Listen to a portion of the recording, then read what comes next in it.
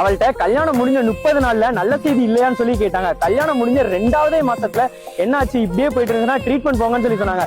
3வது மாசம் 2 நாள் தள்ளி போன அடுத்த செகண்ட் அவ புருஷனுக்கு கால் பண்ணி என்ன ஆனாலும் பரவாயில்ல, நைட் எத்தனை மணிக்கு வந்தாலும் டெஸ்ட் கிட் வாங்கிட்டு வந்துருன்னு சொல்லி சொன்னாங்க.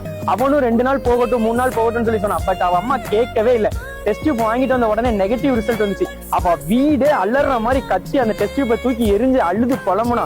அவ புருஷன் அவளை சமாதானப்படுத்தி என்ன ஆனாலும் உனக்கு நான் இருக்கேன், நீ கவலைப்படாதான்னு சொல்லி மடியோட சாச்சிக்கிட்டான்.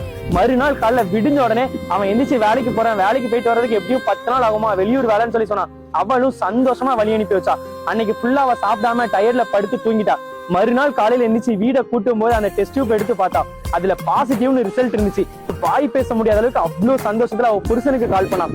புருஷன் கிட்ட பேச முடியாம வாட்ஸ்அப்ல நீங்க பாருங்க டெக்ஸ்ட் ஒண்ணு பண்ணிருக்கேன்னு சொல்லி சொன்னான். அதுல பிக்கு பார்த்த அடுத்த செகண்ட் அவன் கதறி அழுதுட்டு இவளுக்கு கால் பண்ணி சந்தோஷத்துல இனிமேல் நீ அழவே கூடாது, என்ன ஆனாலும் நாங்க 2 பேரும் உனக்கு இருக்கோம்னு சொல்லி சொன்னான். எவ்வளவு அழகான காதல்.